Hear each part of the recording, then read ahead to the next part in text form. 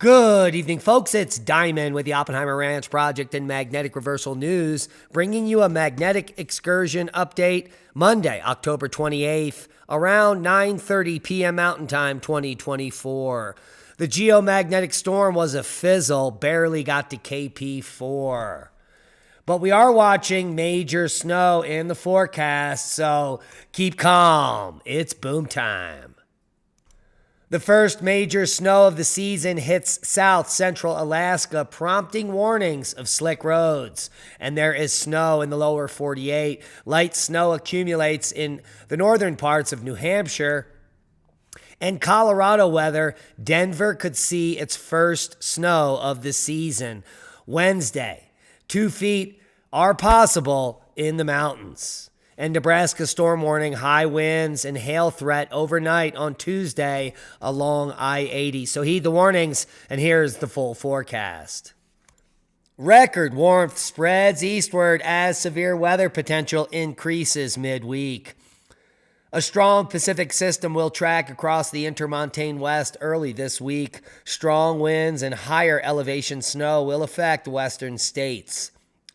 Further east, strong southerly winds will usher in record warmth for most of the central and eastern United States. Can you say Indian summer? Definitely not a bummer. The threat for rapid spread of wildfires today, increasing the chance for severe thunderstorms for the center of the nation as well. We're going to get to the full forecast on the GFS. Right now, let's take a look at the MLS precip with snow, ho, ho, ho, and we'll walk it through for you. Here we are, Tuesday morning. Throughout the day, you're going to see the west is going to be, there's going to be a lot of precipitation in the form of flooding rains as well as high elevation snows for Utah, Colorado, Wyoming. It looks like western Montana as well as the Pacific Northwest, Washington State, Oregon, and even some of that snow dipping down into the Sierras. And there you can see the front develop midweek and move across the U.S. with a severe weather threat from Nebraska through Iowa, Minnesota, Wisconsin, and moving east with snow on the tail end, especially for the Northeast. Let's take a look at the total snowfall coming from these systems. And we'll just go out a week from now. Here is Monday through Tuesday. Here is Wednesday. By Wednesday morning, heavy snow for the entire state of Wyoming, especially the high elevations. And we've got heavy snow for everything west of the Rocky Mountains. The worst area being hit, the southern mountains where we are, the South San Juans. So here is Tuesday to Wednesday morning, Wednesday to Thursday morning, Friday. By Friday, snow will have moved on the back end of that front through, say it ain't soda, Minnesota and Wisconsin and into eastern Canada. We've got another system that moves down through the Rocky Mountains next week, and to add insult to injury, one after another system.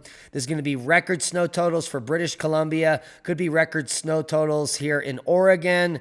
So buckle up, Buttercup. It's going to be a November to remember. The wait is over. British Columbia ski resorts brace for the first major snowstorm, followed by many others, which will slowly pile up to maybe 7 or 8 feet in the next 10 days. Absolutely insane. And heavy spring snowfall hits New Zealand as well. That's the southern hemisphere, folks. Eastern Russia buried early snow blankets in Mauna Kea. The rise in global volcanism as well. Is any of this true? Well, it's true that heavy spring snowfall did hit New Zealand, and they got their panties in a bunch there. The heavy spring snows not only closed roads, but also stranded numerous travelers. In fact, a bus carrying 26 passengers slid off the road en route to Mount Cook Village on Saturday, though fortunately no injuries were reported. We've also got eastern Russia buried in the global warming goodness. As recently reported by RT, the city of Magadan in eastern Russia has been hit by a heavy snowstorm, resulting in major disruptions with vehicles, emergency responders, and even snowplows becoming immobilized. Ukraine forecasts substantial first snows as well as the Russia cold is advancing westwards in all into Eastern Europe, including the Ukraine. early snow blankets Mauna Kea as well. And this is Hawaii down by the equator, but winter is here. Read a Mauna Kea Visitor Information Station Facebook post. As you can see, the station blanketed in the global warming goodness. And is there really a rise in global volcanism since the mid-90s? It's anyone's guess, and we haven't been watching long enough to actually care if this matters. Speaking of which, seismic update. No quakes of note worldwide, normal activity at low levels, which is good news. And let's take a look at Russia's Krenitsyna volcano. Absolutely spectacular. Here we can see Krenitsyna Peak. This volcano grew out of a major caldera, which is not called Krenitsyna. The caldera itself is massive. And after the crust dropped down into the hole, after the huge volcanic eruption which emptied the magma chamber, this little volcano grew out of the edifice in the final stages.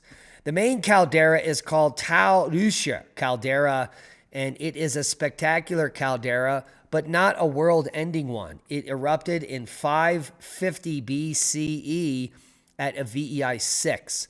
So this is not like Tambora or Samalas, but a large caldera-forming eruption nonetheless, which would have certainly affected the weather on Earth and killed all the people in the local region. The good news is this volcano has only erupted as VEI 3 since its rebirth inside the caldera crater, and that was in 1952. We may see some similar activity as time progresses, but nothing empire ending, in my opinion. And on with worldwide volcano news for the day. Our journey begins with Swanashima with a 6,000-foot blast, the first on the list for the day for the 28th of October. Ibu puffing to 7,000-foot, Popo to 26,000. That's going to increase as we move towards the present. Now, Yonagima, it seems like that volcanic eruption in Africa is coming to a close here with ongoing feeble eruption. Liwatobi to 9. Manam on the list, 8,000-foot puff today. We've got Dukono to 8,000-foot. Ibu, 7,000-foot blast there. Fuego to 15. Liwatobi to 9. Santo Huito, 14,000-foot blast. Sabancay to 21. Popo to 26. Nyala-Maguna, ongoing feeble eruption as the eruption comes to a close there. Swanashima to 6,000. Sabancay to 21,000. Fuego to 15. Swanashima to 6. And let's get on with the list. Liwatobi to 8. Swanashima to 8. Dukono to 8. I sound like a broken record. And finally, Popo back up to high numbers. A 30,000-foot blast just moments ago. Wrapping up worldwide volcano news for the day. Hey. Quick look over here at space weather at solarham.com. The latest HMI intensity showing lots of sunspots directly facing Earth. The only problem is they're not flaring. They're not doing anything. We are at solar max. The data is low coming in from Starlink, but it is coming in. But we've got tons of sunspots facing Earth, none of them quite big, but these could still generate high M, low-level X flares, in my opinion, if they were to become active. The only problem is they're not active. We did have a low-level, another impulsive M flare today. Let's see what we have to say about that. There is nothing. I think this was a limb eruption, so no space weather headed our way. The detailed 3-day geomagnetic forecast says we're going to be mostly psychic as we make our way. Take a look at this. To Halloween. Could be quite a psychic Halloween indeed. Telemetry showing the arrival of that X flare, the X1.8. It did arrive in 2 phases, none of them spectacular. The BZ didn't shift much, and no geomagnetic storm whatsoever. As we can see, plasma speed has been gently dropping off for the last 24 hours to 500 kilometers per second. Now, the first ever photo of Milky Way's black hole at its center is a complete lie. Some woman won a Nobel Prize for just 7 pixels, I think, in the shot, and it's completely fabricated. Not only is it not accurate, it might not be a black hole, it might actually have jets, and it might be something completely different. But the image shown of that donut, remember this? Yeah, the Nobel Prize winning donut was garbage, just like we said. How do you like them apples? Now, what else is garbage is our electoral system. Hundreds of ballots possibly burned after Vancouver ballot box arson. This is happening in a county in Washington State. The FBI is investigating. Yeah, Vancouver, Washington. A ballot box was burned in an arson Monday morning, according to authorities, with hundreds of ballots possibly damaged or destroyed in the fire. If you didn't think there was election fraud, here it's happening right here. So there you go. And remember the mainstream media saying, even the people, the government officials saying there is nothing happening in Aurora with Venezuelan gangs, Tren de Agua, taking over apartment complexes. Are you kidding me? Well, no, we're not. We were being serious. And we were right. Once again, the gaslighting continues as a whistleblower has disclosed Aurora police emails. 100 plus Venezuelan gang members operated in Metro Detroit over the last year or more, according to Aurora police emails, which we now have in our possession, and you can go check out too. So who knew? Now you do.